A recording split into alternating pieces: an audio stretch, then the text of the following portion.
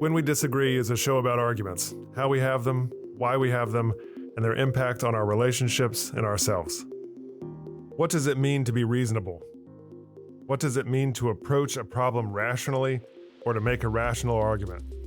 There are lots of ways to answer this question, and to be clear, none of them are perfect. Just because you're being reasonable doesn't mean you won't make a mistake sometimes or eliminate every possible bias. But one of them is transparency. That is, you show your work, you show your thinking, you show your sources, you show your evidence. Transparency is democracy in action because the audience is invited to look at, to examine, and judge the process by which you came to a conclusion. A simple example is a math test. If your teacher asked you on a test what 10.678 times 14.734 is, and you just wrote 157.33 without showing how you got that answer, some suspicion might arise. Or let's say I told you I was certain that some specific type of cryptocurrency would double in value next year. You ask, how do I know that? And I say, I just do. I just know it. You push even harder, and I say, well, I know somebody in the Securities and Exchange Commission, and they told me. And you push even harder, skeptically, and ask who that person is, what they told me, when they told me. But then I stonewall you. I can't tell you any details, I say. I can only tell you the conclusion, and you should just trust me on this one. Whether I'm right or wrong, whether you think my conclusion is plausible or not, I'm not being very transparent.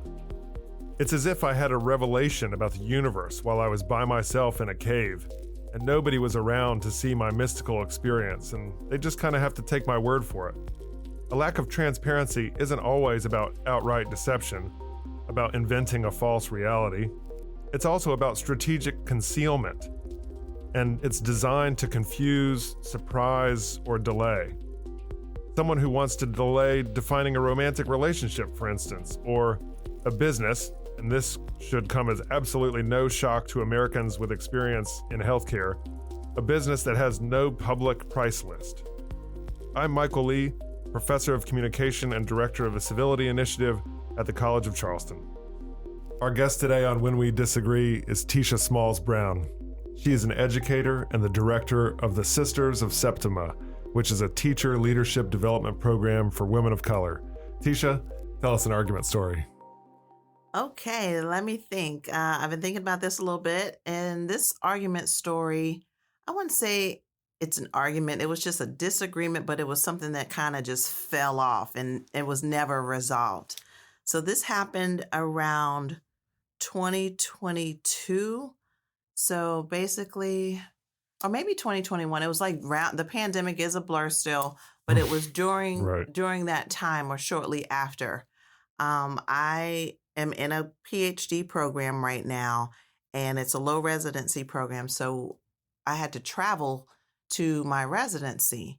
And this was the first time I drove kind of across country. I'm in South Carolina. So I drove by myself, took a road trip alone, solo, to Ohio. Okay. And it was a 10-hour drive. So, anticipation of, driving and meeting my cohort mates and in my doc program. So I had planned to get a roommate and rent an Airbnb. So I did. I rented an Airbnb in a little town that's not far from the campus. At the time, our school was in Yellow Springs, Ohio. So I was in a little town called Xenia, which is about 10 miles away from Yellow Springs from the campus. So kind of rural Ohio, kind of suburban, but cool area. And I had a cool place. And I had the roommate. She was in my cohort, and we decided, we're going to spend the week together. Had never spent that much time together before. We had just been friends and, develop a friendship through our PhD and our studies. Mm-hmm. And so I arrived at the Airbnb early, kind of got us set up and had groceries and the whole thing. We were going to just, learn this week and hang out and cook and just, bond as friends. Mm-hmm. So the pandemic had ended, but it was still lurking in the air. People were still wearing masks and, people were still on alert. Mm-hmm. So about day 3 of our residency, which we were like driving back and forth to the campus because I had my car because I drove, and she flew in from like LA. She lived in Los Angeles. So she flew in, and I was like responsible for driving us around. So it was cool. I had the car, so I drove us places, and we were together a lot as also in our cohort with our group. So about maybe Wednesday of that week, people started coming down with COVID, and it was kind of weird because, here we were, it was like still in a Twilight Zone kind of feel with everyone. No one knew what was going on. They were still trying to like figure this thing out. The height of the virus had kind of died down, but it was still like waves, people would have like these outbreaks and then stuff would shut down. So that kind of happened with our cohort. About one person got sick. One guy was flying in. As soon as he got there, tested. They were testing people as we came in, and he tested positive, so he had to get back on the plane and go back home. They had a positive person back on the plane. Yeah, he had to leave. He couldn't stay, with the group. So the group, we had about 21 people in our group. Right. So with the professors interacting, all the courses and learning and stuff like that. It's very close proximity with everyone. Well, it's such a weird lifeboat ethics situation too. Where like, this person's positive, let's put them back in the airport. They can't be on our lifeboat. No, So did that. He had it. Then the next day, somebody else popped up, positive. And people were just like dropping, like, I got to go back home. Or either they stayed in Ohio, but stayed in their hotel. Yeah. But, kind of isolated from everybody. That happened too. So the roommate, the person I had, she got sick. Mm-hmm. And it was very contentious. She was very upset. I felt that she blamed me for even like asking her to come to Ohio because she had been traveling and she was planning for like an international move. She was moving to another country and, all the things. She was selling her home and she was doing all this stuff. How did she blame you? She blamed me because I got the Airbnb. I, said, she had trepidation about coming out. She's like, I got too much going on. I just don't want to do this residency. I don't want to come to Ohio. My life is in, Los Angeles. I got to do all this stuff. And so I don't even want to come. She was just like, and I was like, nah, you need to come where, the program. And I kind of convinced her. Okay. And then she was like, all right, since you're asking, I'll come. So I felt when she got COVID, she was angry. She mad at you. She's mad at me. Ooh, she was angry at me, and we were living together. So we had separate rooms, but that was the first time I ever slept in a face mask. And it was just a bizarre situation. We couldn't find her. She had to get tested, and we had to find a CVS, and we were in a different town, and she was sitting in the back seat of the car, and it was just odd. We're driving around trying to find testing sites that would take her, and being out of state, and the insurance. It was just wild. Did you feel like you were in a sci-fi movie? I really did. Like, when is it going to end? What is this? We're in this form. I've never been to this part of Ohio, this part of the country. And we're driving around, and it was just it was just odd. So she eventually got the test. The tests were still free at the time, but it was still like finding a testing site, getting the results back quick enough. At first I went out and got medicine for her. Mm-hmm. I was driving around trying to find Theraflu, and just like because she came down with like symptoms. Like flu, like, how COVID comes on, right? Did you feel guilty? Were you driving her around because as a friend, but also did you feel guilty? I felt obligated in a sense because I had the car. She didn't have a way to get around. Right. So I was like, you know what? And I went to class one day. She stayed in the Airbnb.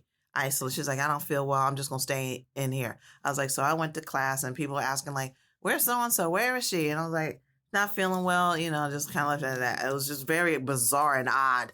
I felt very uncomfortable. So I'm driving like another town somewhere. I'm doing GPS trying to find the nearest drugstore. I did get the medicine. I think I got some Robitussin and some Tylenol, just trying to help her, because she didn't have anyone. And all she had was me there to depend on. So she got the results back after the test. Yeah. Positive. So she's positive. She's positive.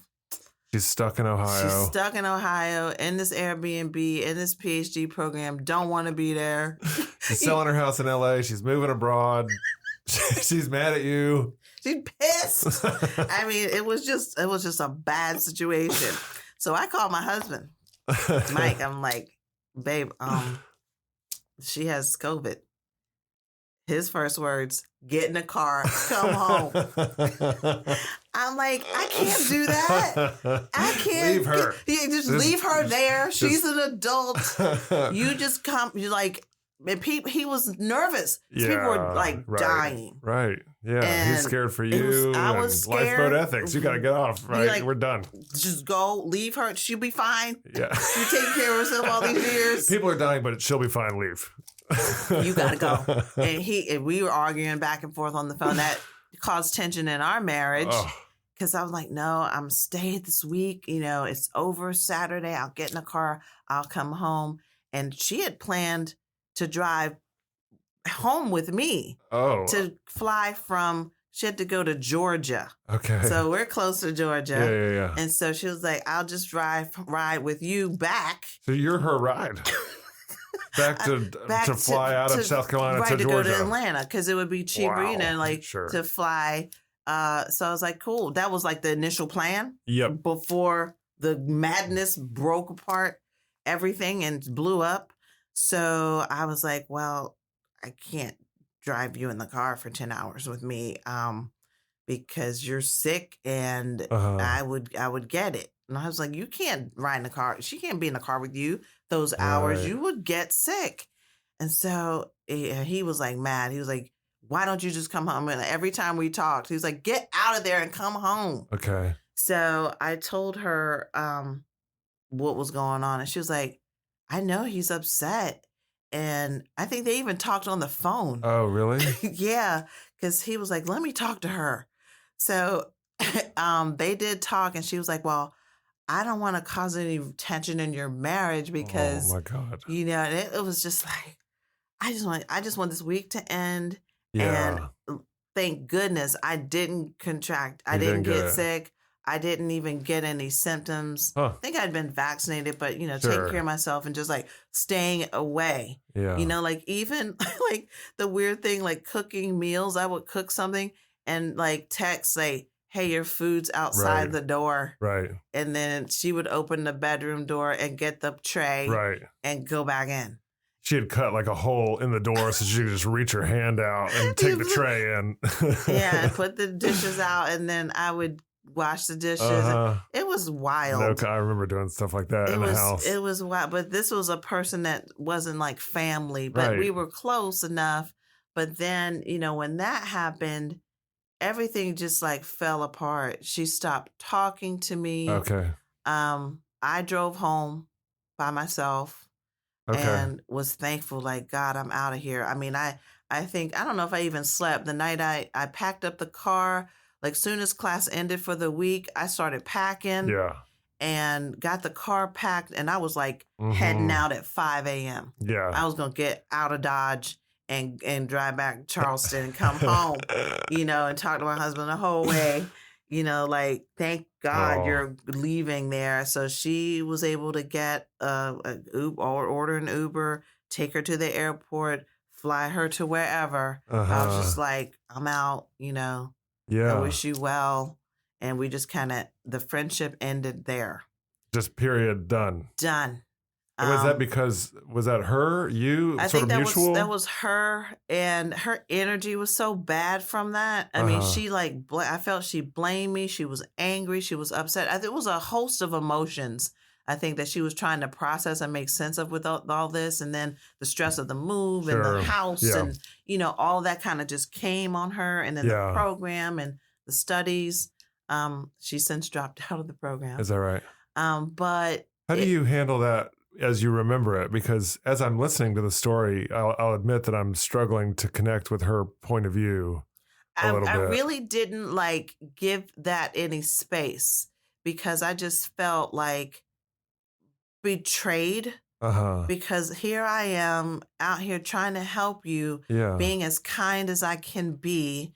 I mean, I'm sorry you got sick and got COVID, everybody was getting it. But for her to take out the frustration on me, I was the closest person to her. And they say, you hurt the people that you're the closest to at the time. And I was right there. So I was and I understood that. You're the scapegoat. Yeah. So I was just all right. I think I did get one call from her when I was on the road driving home or close to home. I was almost home. And I guess she had figured out the hours or how long it took. And I got this, it wasn't even a call. It was a crazy text message oh, I guess you're home now. And that was it. And I was kind of, and I would tell my friends and they were who sends a message like that? You're on the road, you're driving by yourself, you're going across country, 10 hours, and you get a text message oh, I guess you're home now. And that's it. ... Nothing. And I was I didn't know what to make of that. I was just yep. She's still mad, angry, whatever. I was okay. So I just I'm just going to let it go. Wow. I'm confrontational to a point, but when people show me who they are, I kind of let them go and be and deal with because I know it wasn't me. At the initial reaction was why are you mad at me? But then after I processed and thought about it, I was there's a lot of other things that are underneath this that I don't know. And later it was revealed to me kind of what it was just through my own intuition and just putting all the pieces together and the friendship, the 1.5 year friendship that we had, I kind of saw some things and I was you know what? It's for the best to kind of let that be. I learned some lessons. She taught me some things and we were good friends and getting in, this was good for me because I had a friend in the program and, to kind of bounce ideas off and work on our research and writing together. But it just was whoa. Yeah. I'd never been in that situation before, but I felt I handled it the best I knew how with what I had. And I could salvage the friendship because I felt you know what?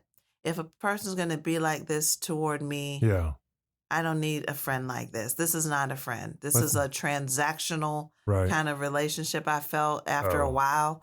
And I was just I'm done. It sounds like you were really devoted, maybe a little guilty, really helping her out, driving around, cooking meals, sleeping in a mask, all sorts of stuff.